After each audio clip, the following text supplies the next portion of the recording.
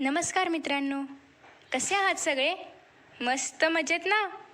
S class education bye सुहानीमध्ये तुम्हा सर्वांचं मनापासून स्वागत आहे.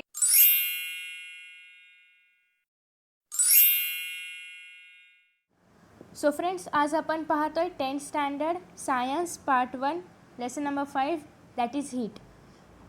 आणि हीटमधील जे पहिले पॉईंट्स आहेत जसे की लॅटेंट हीट आणि रेझोल्युशन हे आपण या आधीच्या व्हिडिओजमध्ये पाहिलेले आहेत. आय होप तुम्ही ते व्हिडिओज पाहिले असतील. ते व्हिडिओज जर तुम्ही पाहिले नसतील तर या ठिकाणी एक आय आयकॉन आहे, त्यावर जाऊन तुम्ही ते व्हिडिओज पाहू शकता. सो आता यानंतर आपण पाहणार आहोत ॲनिमलस बिहेवियर ऑफ वॉटर. आता ॲनिमलस म्हणजे नेमकं काय? तर ॲनिमलस म्हणजे नियमांच्या विपरीत आणि बिहेवियर म्हणजे काय? त्याचं बिहेव म्हणजे तो ज्याप्रमाणे वावर करतो किंवा ज्याप्रमाणे वागणे. ओके, सो ॲनिमलस बिहेवियर म्हणजे काय? नियमांच्या विपरीत त्याचं वर्तन असणे. कोणाचं? पाण्याचं. सो पाणी नियमांच्या विपरीत का बरं वर्तन करतं? तर त्यासाठी काही रिझन्स आहेत आणि ते कसं आपल्याला बेनिफिशियल आहे. पाणी नियमांच्या विपरीत वर्तन करतं, त्यामुळेच जे जलचर आहेत, जे असे ॲनिमल्स आहेत किंवा जे फिश आहेत जे पाण्यामध्ये राहतात तर ते जगू शकतात. सो हे जे ॲनिमलस बिहेवियर ऑफ वॉटर आहे याच्याबद्दल थोडीशी कल्पना आपण 7th स्टँडर्डला घेतलेली आहे आणि त्याबद्दलच थोडं अजून आता आपण पाहणार आहोत. In general, when a liquid is heated up to a certain temperature, it expands and when cooled, it contracts. तुम्हाला माहिती आहे की साधारणपणे जेव्हा आपण एखाद्या लिक्विडला किंवा आपण वॉटरच घेऊया, जेव्हा आपण वॉटरला हीट करतो एका सर्टन टेम्परेचरपर्यंत तर ते एक्सपांड होतं आणि जेव्हा आपण त्याला कूल करतो, जेव्हा आपण पाण्याला थंड करणार तेव्हा त्याचा बर्फ होणार म्हणजे it contracts. So water however shows a special and exceptional behaviour. आणि वॉटर हे काय करते? एक स्पेशल आणि एक्सेप्शनल म्हणजे अपवादात्मक बिहेवियर ते दाखवत असतं. If we heat water from 0 degree Celsius up to 4 degree Celsius, जेव्हा आपण पाण्याला 0 degree Celsius to 4 degree Celsius म्हणजे 0 डिग्री सेल्सिअसला हीट करणार 4 डिग्री सेल्सिअसपर्यंत, it contracts instead of expanding. तर तेव्हा ते काय होतं? कॉन्ट्रॅक्ट होतं. एक्सपांड होण्याऐवजी ते काय? कॉन्ट्रॅक्ट होतं. आपण काय पाहतो जनरली, जेव्हा आपण वॉटरला हीट करतो तेव्हा ते काय होतं? एक्सपांड्स होतं असं आपण जनरली पाहतो. बट जेव्हा वॉटरला आपण 0 डिग्री सेल्सिअस टू 4 डिग्री सेल्सिअसपर्यंत हीट करतो तर तेव्हा मात्र ते एक्सपांड होत नाही, तर ते काय होतं? कॉन्ट्रॅक्ट होतं. ओके, तर हेच काय आहे? वॉटरचं एक वेगळं बिहेवियर आहे आणि ते फक्त 0 degree Celsius to 4 degree Celsius आणि 4 डिग्री सेल्सिअसवरच आहे. त्याच्यानंतर मात्र वॉटर नेहमीप्रमाणेच त्याचं वर्तन करत असतं. So at 4 degree Celsius it's volume is minimum. आणि 4 डिग्री सेल्सिअसवरती त्याचं व्हॉल्यूम काय असतं? मिनिमम असतं. का? तर त्या ठिकाणी कॉन्ट्रॅक्शन झालेलं आहे. आत्ताच आपण पाहिलं की 0 टू 4 डिग्री सेल्सिअसपर्यंत वॉटरला जेव्हा आपण हीट करणार तर तेव्हा ते एक्सपांड न होता कॉन्ट्रॅक्ट होतं आणि 4 डिग्री सेल्सिअसला ते कॉन्ट्रॅक्ट झाल्यामुळे त्याचं व्हॉल्यूम काय असतं? मिनिमम असतं म्हणजे कमीत कमी असतं. If the water is heated further, आणि 4 डिग्री सेल्सिअस नंतर जर आपण वॉटरला हीट करत ठेवलं म्हणजे 4 डिग्री सेल्सिअस नंतर 5 डिग्री सेल्सिअस 6 डिग्री सेल्सिअस असं जर आपण वॉटरला हीट करत ठेवलं तर इट एक्सपांड्स. तर तेव्हा मात्र ते एक्सपांड होतं. ज्याप्रमाणे ते नेहमीप्रमाणे बिहेव करतं त्याप्रमाणे ते पुढे एक्सपांड होतं 4 डिग्री सेल्सिअस नंतर. आणि मग त्याच्यानंतर एक्सपांड झाल्यामुळे त्याचं व्हॉल्यूम पण इन्क्रीज होणार. आता एखादी गोष्ट जर एक्सपांड होते, आता सपोज की एखादी गोष्ट आहे याला आपण जेव्हा हीट करणार तेव्हा ते एक्सपांड होते. एक्सपांड झाल्यानंतर काय झालं? याचं व्हॉल्यूम वाढलं. सो त्याचप्रमाणे जेव्हा ते एक्सपांड होते तर तिचं वॉटरचं व्हॉल्यूम वाढतं. त्याच्यानंतर नेक्स्ट आहे द बिहेवियर. आता इथे काय सांगितलेलं आहे? The behaviour of water between its temperature from 0 degree Celsius to 4 degree Celsius is called anomalous behaviour of water. जसं की आपण याआधी पाहिलं की 0 डिग्री सेल्सिअस नंतर जेव्हा आपण वॉटरला हीट करू अप टू 4 डिग्री सेल्सिअस तर तेव्हा वॉटर काय होणार आहे? कॉन्ट्रॅक्ट होणार आहे, एक्सपांड होणार नाही. आणि वॉटर कॉन्ट्रॅक्ट होत असल्यामुळे त्याचं व्हॉल्यूम पण काय होणार आहे? कमी असणार आहे. आणि व्हॉल्यूम कमी असणार तर डेन्सिटी जास्त असणार. सो अशा प्रकारे हे जे काही पाण्याचं विपरीत बिहेवियर आहे, नियमांच्या विपरीत जे बिहेवियर आहे 0 डिग्री सेल्सिअस टू 4 डिग्री सेल्सिअसपर्यंत, त्यालाच आपण ॲनिमलस बिहेवियर ऑफ वॉटर म्हणतो. बट आफ्टर 4 डिग्री सेल्सिअस जेव्हा आपण त्याला हीट करू तर तेव्हा मात्र ते नेहमीप्रमाणे त्याला जेव्हा आपण हीट देऊ तेव्हा ते एक्सपांड होणार आहे, त्याचं व्हॉल्यूम वाढणार आहे. ओके, सो 4 डिग्री सेल्सिअस नंतर ते परत नेहमीप्रमाणे होणार आहे. फक्त 0 टू 4 डिग्री सेल्सिअसपर्यंतच हे ॲनिमलस बिहेवियर तो दाखवत असतं. ओके, त्याच्यानंतर नेक्स्ट आहे if 1 kilogram of water is heated from 0 degree Celsius and its volume is plotted as a function of temperature, we get the graph. आता या ठिकाणी काय सांगितलेलं आहे की 1 किलोग्राम वॉटर आहे जे की 0 डिग्री सेल्सिअस पासून हीट केलं जातं आहे, तर त्याचं जे व्हॉल्यूम असणार आहे, आत्ताच आपण पाहिलं की 0 to 4 काय होतं, व्हॉल्यूम डिक्रीज होतं. सो या ठिकाणी 0 डिग्री सेल्सिअस इथे काय आहे, इथे टेम्परेचर आहे, इथे स्पेसिफिक व्हॉल्यूम आहे, ज्याचं युनिट आहे centimetre cube per gram. So 0 to 4 degree Celsius म्हणजे 0 to 4 डिग्री सेल्सिअस काय करतं, वॉटर ॲनिमलस बिहेवियर दाखवत असतं आणि त्याच्यामध्ये त्याचं व्हॉल्यूम काय होतं, डिक्रीज होतं. जसं की या ठिकाणी व्हॉल्यूम काय होतं, डिक्रीज होतं आहे. आणि 4 डिग्री सेल्सिअसवरती व्हॉल्यूम सगळ्यात मिनिमम असतं आणि 4 डिग्री सेल्सिअस नंतर मात्र आपण जेवढं पण वॉटरला हीट करू तेवढं त्याचं व्हॉल्यूम काय होत जाणार आहे, इन्क्रीज होत जाणार आहे. सो या ठिकाणी हे जे वॉटरचं बिहेवियर आहे त्याला आपण ॲनिमलस बिहेवियर ऑफ वॉटर असं म्हणतो. सो हेच आपल्याला 5.4 या ग्राफमध्ये बघायचं होतं की ॲट 4 डिग्री सेल्सिअसवरती the volume of water is minimum, वॉटरचं व्हॉल्यूम हे मिनिमम असतं. It means that the density of water is maximum. आणि जेव्हा व्हॉल्यूम कमी असणार आहे तेव्हा डेन्सिटी जास्तीत जास्त असणार आहे. आता सपोज की एक घर आहे आणि घर जर छोटं असेल आणि खूप सारे लोक असतील तर तिथे काय असणार आहे, डेन्सिटी जास्त असणार आहे. बट घर जर मोठं असेल आणि लोक असतील तर तिथे डेन्सिटी कमी असणार आहे. सो हे जे घर आहे याला आपण व्हॉल्यूम पकडूया आणि जे डेन्सिटी आहे तर ते म्हणजे लोक. सो जेव्हा घर छोटं असणार तर डेन्सिटी जास्त असणार, घर मोठं असेल तर तेवढ्याच लोकांमध्ये डेन्सिटी कमी असणार. ओके, सो हे एक एक्झाम्पल होतं असंच सिम्पल. त्याच्यानंतर नेक्स्ट आता आपल्याला बघायचं होप्स ॲपॅरेटस. आता हे होप्स ॲपॅरेटस नेमकं काय आहे, त्याचा वापर कशासाठी होतो किंवा ते कशा प्रकारे उपयोगी आहे ते आपण याच्यामध्ये पाहणार आहोत. So study of anomalous behaviour of water using Hope's apparatus. आता ॲनिमलस बिहेवियर ऑफ वॉटर काय आहे हे तुम्हाला चांगलं समजलं असेलच. सो ॲनिमलस बिहेवियर ऑफ वॉटर याचा अभ्यास आपण होप्सच्या ॲपॅरेटसच्या सहाय्याने करणार आहोत. सो हे होप्सचं ॲपॅरेटस नेमकं काय आहे, तर या ठिकाणी आपल्याला होप्स ॲपॅरेटस पाहायला मिळते. तर अशा प्रकारे हे होप्स ॲपॅरेटस आहे, पण नेमकं याच्यामध्ये काय काय आहे ते आपण आता इथे पाहणार आहोत. Explanation. The anomalous behavior of water can be studied with Hope's apparatus. In Hope's apparatus, a flat bowl is attached to a cylindrical container as shown in figure 5.5. तर या ठिकाणी 5.5 मध्ये आपल्याला दाखवलेलं आहे की इथे हे एक सिलेंडर टाईप एक कंटेनर आहे आणि इथे एक बाउल अटॅच केलेला आहे. ओके, एक बाउल या ठिकाणी फिक्स केलं आहे. आता या बाउलमध्ये काय आहे, तर या बाउलमध्ये आईस आहे आणि थोडंसं सॉल्ट त्याच्यावरती टाकलेलं आहे. आईस आहे आणि सॉल्ट आहे आणि हे जे सिलेंड्रिकल कंटेनर आहे याच्यामध्ये पाणी आहे इथपर्यंत. ओके, आणि इथं 2 थर्मामीटर आहेत. या ठिकाणी थर्मामीटरसाठी प्रोव्हिजन आहे आणि त्याच्यामध्ये 2 थर्मामीटर ठेवलेले आहेत. आता हे होतं बेसिक एक्सप्लेनेशन. आता आपण व्यवस्थित सायंटिफिकरित्या पाहूया. So there is provision to attach thermometers above to measure temperature T2 and below to measure temperature T1. जसं की या ठिकाणी 2 प्रोव्हिजन आहेत, म्हणजे इथे साचा आहे थर्मामीटर ठेवण्यासाठी. या ठिकाणी टेम्परेचर 1 काउंट केलं जातं, या ठिकाणी टेम्परेचर 2 मेजर केलं जातं. काउंट नाही, मेजर केलं जातं. नेक्स्ट वन आहे the flat bowl on the cylindrical container. या ठिकाणी जे सिलेंड्रिकल कंटेनरवरती जो फ्लॅट बाउल आहे तर त्याच्यावरती आणि खाली एक एक थर्मामीटर आपण लावलेला आहे. त्याच्यानंतर next, water is filled in the cylindrical container and a mixture of ice and salt that is freezing mixture is put in the flat bowl. आता या ठिकाणी जसं की मी आधी पण सांगितलं आहे की हे जे सिलेंड्रिकल कंटेनर आहे याच्यामध्ये इथपर्यंत वॉटर आहे आणि हे जे बाउल आहे याच्यामध्ये आईस आहे आणि सॉल्टचं मिक्सचर आहे. आईस प्लस सॉल्टचं मिक्सचर याच्यामध्ये टाकलेलं आहे. ओके, त्याच्यानंतर नेक्स्ट पॅराग्राफमध्ये आपण पाहणार आहोत की during the study of anomalous behaviour of water using Hope's apparatus, temperature T1 and T2 are recorded after every 30 seconds. आता ॲनिमलस बिहेवियर ऑफ वॉटरचा अभ्यास आपण होप्सच्या ॲपॅरेटसच्या सहाय्याने करतो आहे. आता होप्सच्या ॲपॅरेटसमध्ये टेम्परेचर जे T1 आणि T2 मेजर केलं जाणार आहे तर ते आपल्याला दर 30 सेकंड्सने मेजर करायचं आहे. दर 30 सेकंदने आपल्याला ते मेजर करायचं आहे. Next, the temperature are plotted on the y axis and the time in minutes on the x axis. आता या ठिकाणी जो आपल्याला ग्राफ दाखवलेला आहे 5.6 वरती, तर या ठिकाणी कसं टेम्परेचर आपल्याला काउंट करायचं आहे, तर टेम्परेचर दाखवलेलं आहे आपल्याला वाय ॲक्सिसवरती आणि टाईम दाखवलेला आहे आपल्याला एक्स ॲक्सिसवरती. ओके, सो आता इथे आपल्याला पाहायचं की कशाप्रकारे टेम्परेचर वाढते किंवा कमी होते. बट त्याआधी आपण होप्स ॲपॅरेटस नीट समजून घेऊया. सो कशाप्रकारे ग्राफवरती प्लॉट करायचं आहे ते तुम्ही 5.6 मध्ये पाहू शकता.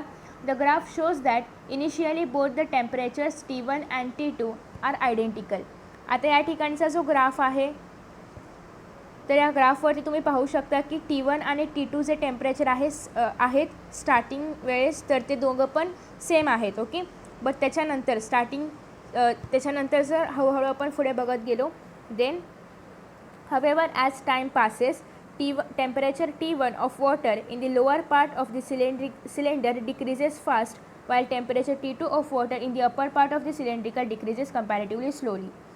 आता जसं हळूहळू टाईम पास होत जाईल स्टार्टिंग वेळेस ते सगळे दोघं पण सेम होते म्हणजे आयडेंटिकल होते, जवळजवळ होते. नेक्स्ट जसं टाईम पास होईल तसं T1 आणि T2 या ठिकाणी दोन टेम्परेचर आपण काउंट करणार आहोत, एक आहे T1 आणि एक आहे T2. आता जसं टाईम पास होईल तसं T1 हे जे टेम्परेचर आहे जे की लोअर पार्टमध्ये आहे तर ते खूप फास्टली डिक्रीज होतं म्हणजे खूप फास्टली ते टेम्परेचर खाली येतं. बट या ठिकाणी जे T2 आहे तर T2 जे आहे तर ते अप्पर पार्टवरती आहे. सो T2चं जे टेम्परेचर आहे तर ते या ठिकाणच्या टेम्परेचरपेक्षा खूप कमी ते डिक्रीज होतं आहे. हे टेम्परेचर कुठलं आहे, सिलेंडरचं आहे म्हणजे सिलेंडरमध्ये जे वॉटर आहे त्याचं आहे. त्याच्यानंतर next however once the temperature T1 of the lower part reaches at 4 degrees Celsius आणि जसं की या ठिकाणी T1मध्ये जे टेम्परेचर आहे ते एकदा का 4 डिग्री सेल्सिअसपर्यंत गेलं it remains almost stable at that temperature आणि मग ते 4 डिग्री सेल्सिअसच स्टेबल राहतं म्हणजे ते अजून खाली 3 डिग्री सेल्सिअस वगैरे होत नाही तर ते 4 डिग्री सेल्सिअसवरती स्टेबल राहतं. सो आफ्टर दॅट त्याच्यानंतर पुढे सांगितलेलं आहे की T2 decreases slowly to the 4 degree Celsius. Okay, आणि या ठिकाणी जे T2 आहे सो हे जे T2 टेम्परेचर आहे तर ते हळूहळू 4 डिग्री सेल्सिअसच्या पण खाली जातं म्हणजे हे आपण पाहिलं की हे 4 डिग्री सेल्सिअसपर्यंत स्टेबल राहते.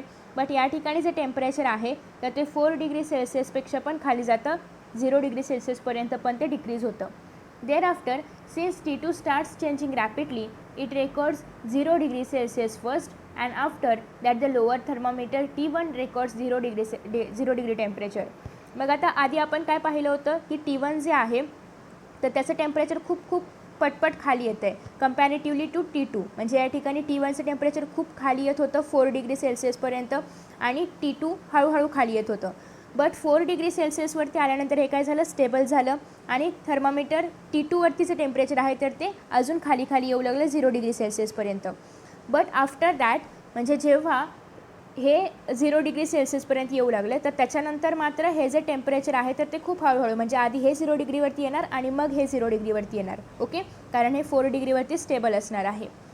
त्याच्यानंतर नेक्स्ट आहे the point of intersection at the 2 curves shows the temperature of maximum density. आता या ठिकाणी दोन जे पॉईंट्स आहेत टेम्परेचर T1 आणि T2 हे एक ठिकाणी इंटरसेक्ट करत आहेत. ओके, जसं की आपण फिगर 5.6मध्ये पाहू शकतो की T1 आणि T2 थर्मामीटरमध्ये जे काही टेम्परेचर मेजर केलं गेलं होतं तर ते या ठिकाणी अशा प्रकारे एका ठराविक पॉईंटवरती इंटरसेक्ट होत आहेत आणि तिथे आपल्याला shows the temperature of maximum density आणि या ठिकाणी मॅक्झिमम डेन्सिटी आहे हे आपल्याला दाखवलं जातं आहे. कारण आपण ऑलरेडी पाहिलं होतं की 4 डिग्री सेल्सिअसवरती काय असते, डेन्सिटी सगळ्यात जास्त असते.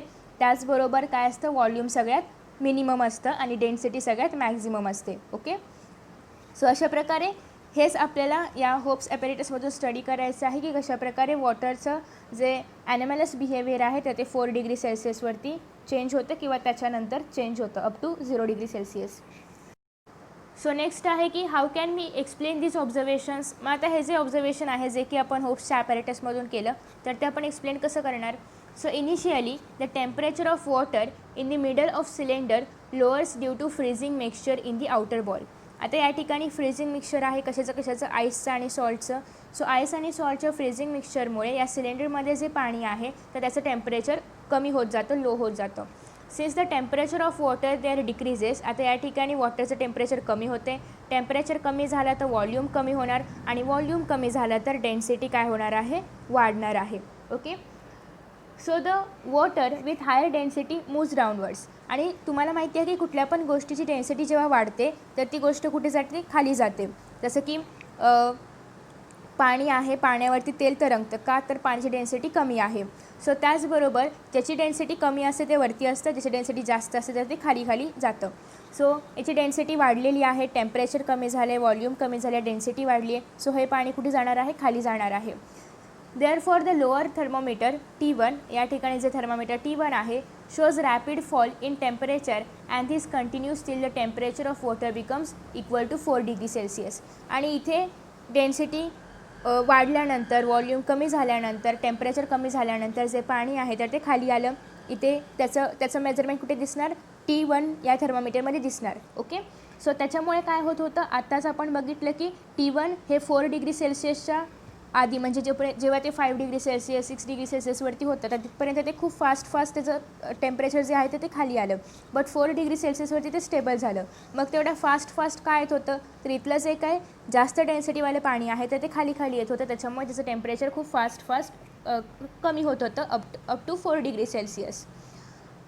आणि when the temperature of the water starts decreasing below 4 degree Celsius, आणि जेव्हा हे जे पाणी आहे याचं टेम्परेचर जेव्हा 4 डिग्री सेल्सिअसच्या खाली यायला लागलं तर तेव्हा काय झालं, इट्स व्हॉल्यूम इन्क्रीजेस. आणि जेव्हा ते 4 डिग्री सेल्सिअसच्या खाली येतं तर तेव्हा त्याचं काय होतं, त्याचं व्हॉल्यूम काय होतं, इन्क्रीज व्हायला लागतं. आणि व्हॉल्यूम इन्क्रीज होणार असेल तर डेन्सिटी डिक्रीज होते. So it therefore moves in the upward direction. आता त्याचं डेन्सिटी कमी झाली आहे, डेन्सिटी कमी झाली तर ते वरती जाऊ लागणार. सो डेन्सिटी कमी झाल्यामुळे ते वरच्या दिशेने जाऊ लागतं. The temperature of water in upper part that is T2 therefore decreases rapidly to 0 degree Celsius. आता या ठिकाणी इकडून वॉटर वरती चालले, आधी वरून खाली येत होतं ना, आधी डेन्सिटी जास्त होत होती तर वरून खाली येत होतं. आता डेन्सिटी कमी होऊ लागली तर खालून वरती वॉटर जाते, खालून वरती जाणार तर ह्याचं टेम्परेचर काय होणार आहे, कमी होणार आहे. वरून खाली येत होतं तर ह्याचं टेम्परेचर कमी होत होतं. ओके, सो अशा प्रकारे आपण ऑब्झर्वेशन सांगणार आहोत. त्याच्यानंतर काय झाले पुढे की so there after the thermometer of water in the lower part T1. So या ठिकाणी T1मध्ये जे थर्मामीटर आहे तर ते हवेवर रिमेन्स ॲट 4 डिग्री सेल्सिअस, आणि त्याच्यामुळे हे पाणी जे आहे तर ते वरती जातं आहे. ओके, या ठिकाणी जे पाणी आहे तर ते वरती जाते, त्याच्यामुळे इथलं टेम्परेचर जे 4 डिग्री सेल्सिअस आहे तर ते स्टेबल राहणार आहे फॉर सम टाईम, काही काळासाठी. आणि त्याच्यानंतर मग ते पुढे 0 डिग्री सेल्सिअसपर्यंत कंटिन्यू डिक्रीज होत राहणार आहे. जसं की या ठिकाणी आपण इथे जी ग्राफची डायग्राम आहे त्याच्यामध्ये आपण पाहू शकतो की फर्स्ट आधी तर ते दोघं सेमच होते, बट त्याच्यानंतर T2चं जे टेम्परेचर आहे तर ते हळूहळू खाली येऊ लागलं होतं. T1चं खूप रॅपिडली खाली येऊ लागलं होतं up to 4 degree Celsius. 4 degree Celsius नंतर मात्र उलट झालं, T1चं टेम्परेचर फास्ट येऊ लागलं खाली, T1चं टेम्परेचर जे आहे तर ते फास्ट येऊ लागलं खाली, आणि T2चं टेम्परेचर खूप स्लोली खाली येऊ लागलं होतं. आपण पाहतोय 5.7 डायग्राम. 5.7 ही जी डायग्राम आहे याचं जे आन्सर असणार आहे किंवा जे एक्सप्लेनेशन असणार आहे तर तेच आन्सर आहे या प्रश्नांचं. सो जी डायग्राम आहे तर तिचं एक्सप्लेनेशन आपण पाहूया. डायग्राममध्ये आपल्याला काय दिसतंय की एक छोटंसं पॉन्ड आहे ज्यामध्ये काही ॲक्वॅटिक ऑर्गॅनिझम्स आहेत, जे की फिश आहे आणि ॲक्वॅटिक प्लांट्स आहेत. आणि या ठिकाणीचं जे रिजन आहे तर ते कोल्ड रिजन आहे. ओके, सो तुम्हाला असा प्रश्न पडला असेल की जसं की काश्मीरमध्ये वगैरे बर्फ पडतो, स्नोफॉल होतं, तर मग त्या ठिकाणी हे जे ॲक्वॅटिक ऑर्गॅनिझम्स आहेत ते कसे राहत असतील एवढ्या लो टेम्परेचरमध्ये पण, कारण या ठिकाणी ते सगळा बर्फ होत असणार, मग ते कसे राहत असतील. तर तेच आपल्याला पाहायचं आहे की या ठिकाणी बर्फ मात्र होत नाही. इथे जरी वरती बर्फ असला तरी इथे जिथे ॲक्वॅटिक ऑर्गॅनिझम्स असतात तर त्या रिजनमध्ये मात्र बर्फ होत नसतो. तर त्या रिजनचं जे टेम्परेचर आहे तर ते अप टू 4 डिग्री सेल्सिअसच राहतं, जरी पण वरती बर्फ असेल तरीही. मग ते असं का होतं, तर एक्झॅक्टली ॲनॅमलस बिहेवियर ऑफ वॉटरमुळे. मग ॲनॅमलस बिहेवियर ऑफ वॉटर हे ॲक्वॅटिक ऑर्गॅनिझम्ससाठी किंवा ॲक्वॅटिक ॲनिमल्स प्लांट्ससाठी कसं युजफुल आहे कोल्ड रिजनमध्ये ते आपण पाहणार आहोत या डायग्रामच्या मदतीने. आता जसं की या ठिकाणी कोल्ड रिजन आहे, कोल्ड रिजन म्हणजे त्या ठिकाणी टेम्परेचर 0 डिग्री सेल्सिअसपेक्षा पण कमी असणार आहे. सो मग एवढ्या कमी टेम्परेचरमध्ये हे ऑर्गॅनिझम्स जे आहेत तर ते कसे राहतात ते आता आपण पाहणार आहोत. सो टेम्परेचर कमी असल्यामुळे या ठिकाणी टेम्परेचर जेव्हा कमी असतं तेव्हा आपण पाहिलेलं आहे की टेम्परेचर कमी असेल तर जे पाणी असतं तर त्याचं काय होतं, कॉन्ट्रॅक्ट होतं, म्हणजे पाण्याचा बर्फ बनायला लागतो. म्हणजेच काय होतं, पाणी कॉन्ट्रॅक्ट व्हायला लागतं. सो पाणी जेव्हा कॉन्ट्रॅक्ट होणार तर तेव्हा त्याची डेन्सिटी काय होणार आहे, इन्क्रीज होणार आहे, आणि व्हॉल्यूम काय होणार आहे, डिक्रीज होणार आहे. सो व्हॉल्यूम डिक्रीज होतं, डेन्सिटी काय होते, इन्क्रीज होते. सो जेव्हा व्हॉल्यूम डिक्रीज होणार आहे आणि डेन्सिटी इन्क्रीज होणार आहे तर तेव्हा या ठिकाणचं जे काही पाणी असेल तर त्याचं डेन्सिटी काय झालेली आहे, इन्क्रीज झालेली आहे. ज्याची पण डेन्सिटी जास्त होते, इन्क्रीज होते, तर ते कुठे जातं? खाली जातं. हे आपण होप्स ॲपॅरेटसच्या मधून पण शिकलेलो आहोत की जी डेन्सिटी वाढते ते कुठे जातं? पाणी खाली जातं. जी डेन्सिटी कमी असेल तर ते वरती जातं. सो डेन्सिटी जास्त असेल तर ते खाली जाणार पाणी. ओके. सो हे जे पाणी खाली जाणं किंवा डेन्सिटी कमी होणं जे आहे तर ते कुठपर्यंत चालणार? अप टू 4 डिग्री सेल्सिअसपर्यंत चालणार. जसं की आपण होप्स ॲपॅरेटसमध्ये पाहिलेलं आहे की 4 डिग्री सेल्सिअसपर्यंतच फक्त डेन्सिटी जास्त असलेलं पाणी खाली येतं. जसं की आपण टेम्परेचर T1 T2च्या माध्यमातून ते टेम्परेचर पाहिलं होतं की 4 डिग्री सेल्सिअसपर्यंतच वॉटरची जी डेन्सिटी आहे तर ती जास्त होत असते. त्याच्यानंतर मात्र काय होतं? डेन्सिटी कमी होते. सो 4 डिग्री सेल्सिअसपर्यंत जेव्हा पाणी येतं, 4 डिग्री सेल्सिअसपर्यंत आल्यानंतर पाणी कॉन्ट्रॅक्ट होतं, ते एक्सपांड होतं. तर 4 डिग्री सेल्सिअसनंतर पाणी एक्सपांड होतं, कॉन्ट्रॅक्ट होत नाही. सो जर पाणी एक्सपांड होणार आहे तर पाण्याचं व्हॉल्यूम वाढणार आहे. व्हॉल्यूम जर वाढणार तर डेन्सिटी डिक्रीज होणार आहे. सो या ठिकाणी पाण्याचं व्हॉल्यूम वाढू लागतं आणि त्याच्यामुळे डेन्सिटी डिक्रीज होऊ लागते. आणि डेन्सिटी डिक्रीज झाल्यामुळे या ठिकाणी पाणी सरफेस जे आहे त्या सरफेसवरतीच राहतं. म्हणजे इथे जिथे पॉन्डचा सरफेस असेल तर त्या सरफेसवरतीच ते पाणी राहतं. सो डेन्सिटी डिक्रीज झाल्यामुळे ते खाली नाही येऊ शकत, ते वरतीच फ्लोट होत राहणार पाण्यावरती. सो या ठिकाणी ते फ्लोट होतं. आणि जेव्हा या ठिकाणी जे टेम्परेचर आहे तर ते डिक्रीज होत 0 डिग्री सेल्सिअसपर्यंत येणार. ओके. आणि 0 डिग्री सेल्सिअसपर्यंत आल्यानंतर इथलं जे टेम्परेचर आहे तर ते 0 डिग्री सेल्सिअसपर्यंत आल्यानंतर इथे जे पाणी आहे ज्याची की डेन्सिटी खूप कमी होती तर त्या पाण्याचं ट्रान्सफॉर्मेशन कशामध्ये होणार आहे? आईसमध्ये होणार आहे. टेम्परेचर कमी झाल्यामुळे त्याचं कन्वर्जन आईसमध्ये झालं. आता इथलं टेम्परेचर कमी झाल्यामुळे हे आईस झालं आहे, पण इथलं जे टेम्परेचर आहे तर ते अजून 4 डिग्री सेल्सिअस आहे. मग हे टेम्परेचर कमी किंवा जास्त का होत नाही? तर या ठिकाणी जो आईसचा लेअर तयार झालेला आहे तर आईस हे काय आहे? हीटचं बॅड कंडक्टर आहे. म्हणजे ते हीटला आतमध्ये पण नाही येऊ देत, हीटला बाहेर पण नाही जाऊ देत. आता हीट जर बाहेर नाही गेली तर टेम्परेचर कमी नाही होणार. हीट जर आत नाही आली तर टेम्परेचर वाढणारच नाही. म्हणजे जे आहे तर तेच कंटिन्यू राहणार. सो जर 4 डिग्री सेल्सिअस असेल तर ते 4 डिग्री सेल्सिअसच कंटिन्यू राहणार जोपर्यंत हा आईस लेअर या ठिकाणी आहे. Okay. So 4 degree Celsius temperature जे इथे राहणार आहे तर ते काय असणार आहे? इथे जे ऑर्गॅनिझम्स आहेत तर त्या ऑर्गॅनिझमसाठी ते अनुकूल असणार आहे. कारण 4 डिग्री सेल्सिअस टेम्परेचरवरती हे ऑर्गॅनिझम्स जगू शकतात, सर्वाईव्ह करू शकतात. सो त्याच्यामुळेच जरी पण कोल्ड रिजनमधलं टेम्परेचर खूप कमी झालं तरीसुद्धा या ठिकाणी 4 डिग्री सेल्सिअसवरती हे ऑर्गॅनिझम्स सर्वाईव्ह करू शकतात. आणि त्याच्यामुळेच कोल्ड रिजनमध्ये ॲनिमलस बिहेवियर ऑफ वॉटरच्या मदतीने हे सगळे ऑर्गॅनिझम्स, प्लांट्स, जे काय ॲक्वेटिक ॲनिमल्स आहेत तर ते जगू शकतात. सो अशा प्रकारे हे आन्सर आणि एक्सप्लेनेशन होतं. आता यानंतरचे dew point, humidity, specific heat capacity हे सगळं आपण पाहणार आहोत नेक्स्ट व्हिडिओजमध्ये. मित्रांनो, तुम्हाला जर हा व्हिडिओ आवडला असेल ना तर नक्कीच व्हिडिओला लाईक करा, शेअर करा. त्याचबरोबर यांसारखे नवनवीन व्हिडिओज पाहण्यासाठी चॅनल सबस्क्राईब करा आणि नोटिफिकेशन बेल आयकॉनवर क्लिक करा. म्हणजेच मी जेव्हा यांसारखे नवनवीन व्हिडिओज अपलोड करेन तेव्हा तुम्हाला त्याचं नोटिफिकेशन मिळत राहील. मित्रांनो, असेच छान आणि मस्त व्हिडिओ या चॅनलवरती अवेलेबल आहेत. त्याचबरोबर 10th स्टँडर्डच्या सर्व विषयांचे व्हिडिओज देखील अवेलेबल आहेत. आणि हे सगळे व्हिडिओज पाहण्यासाठी डिस्क्रिप्शन बॉक्समध्ये ज्या लिंक्स दिलेल्या आहेत त्यावर तुम्ही क्लिक करून हे सगळे व्हिडिओज पाहू शकता. चला तर मित्रांनो, आता या ठिकाणी आपण इथेच विश्रांती घेऊया. पुन्हा भेटूया नवीन पाठासोबत, नवीन व्हिडिओसोबत, नवीन टॉपिकसोबत. तोपर्यंत पाहत रहा S class education by Suhani, तेही सुहानी सूर्यवंशी या चॅनलवरती. So friends, thank you so much for watching this video. See you in next video.